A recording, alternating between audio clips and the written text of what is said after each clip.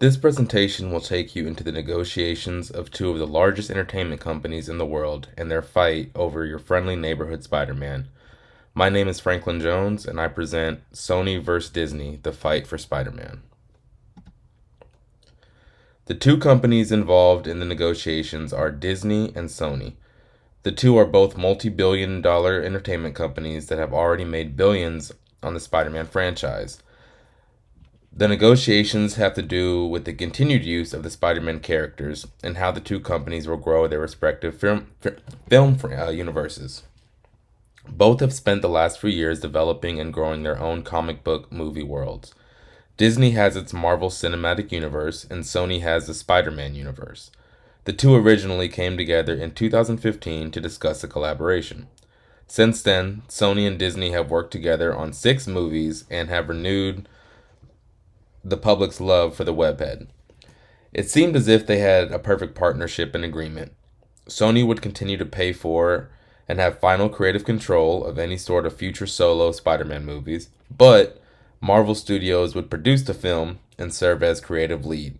This meant that Disney would be able to control the cast, style, and tone of Spider Man while integrating him into the Marvel Cinematic Universe. It also meant that Sony could continue to grow the Spider Man brand with spin offs. It was a great deal for everyone that was loved by critics and fans. So, what's the problem now? Money, of course. The Marvel produced Spider Man movies were extremely successful and outperformed every Spider Man movie previously made except for Spider Man 3. At the time, Disney was receiving all profits from merchandise sales and about 5% of the box office profits from the film's first day of release. Disney wanted to change the terms of their agreement.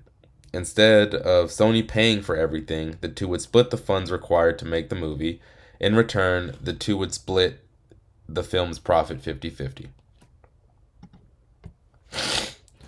Disney's bargaining position was to split production and profits from the future Spider-Man films 50-50, instead of just getting 5% of the first day release and merchandising.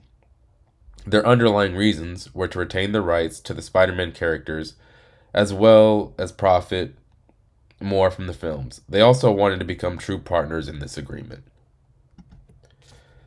Sony's bargaining position was to give Disney 25% of the film's profit and have them cover roughly 25% of the production cost. They also will retain a level of access to the man who plays the titular character, Tom Holland. This is important because Sony has long wanted to introduce Tom in future projects with their own established characters such as Venom and Morbius. 3 additional concepts that stood out were mutual benefit, best alternative to a negotiated agreement or BATNA, and the commander communication style. Mutual benefit is obvious. Both companies have billions of dollars to make in a film and in film and merchandise revenue if a deal is made. The BATNA was that the two would go their separate ways. Sony would continue with their spin-off films, and Disney would continue the MCU without Spider-Man. And lastly, the commander communication style was shown by Sony throughout these negotiations. They were very vocal on how they would be treated in this partnership and wanted to be known that they are still in charge when it comes to the Spider-Man business. They stood firm on their offer of 25% and ended up winning. So probably the best thing that happened in this negotiation is all the things that they had to do to get this deal done. It sounds simple, but this deal almost didn't happen. Both sides had walked away, but they put their egos and emotions aside, listened to the outcry from the fans, and finally came to an agreement that mutually benefited both sides. Although the deal did get done in the end, a lot went wrong before it finally did. The two refused to compromise, and each wanted to remind the other who needed who. There were even rumors that each side was leaking information trying to attach blame to the other. This ended up backfiring in the end because fans didn't care whose fault it was, they just wanted more Spider Man movies. Both sides were stubborn and let emotions ruin early meetings. There's even a story floating around about Sony executive Amy Pascal throwing a sandwich at Marvel president Kevin Feige. The deal did eventually get done, and the terms were that Disney would pay roughly 25% of production costs and receive 25% of the film's profits, as well as the revenue from merchandise.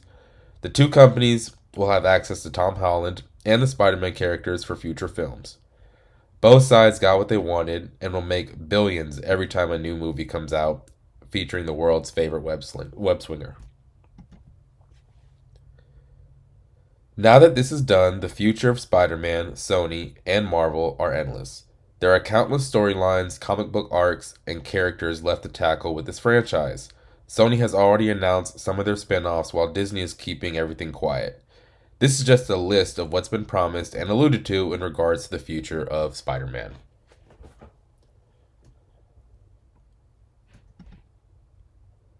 The end.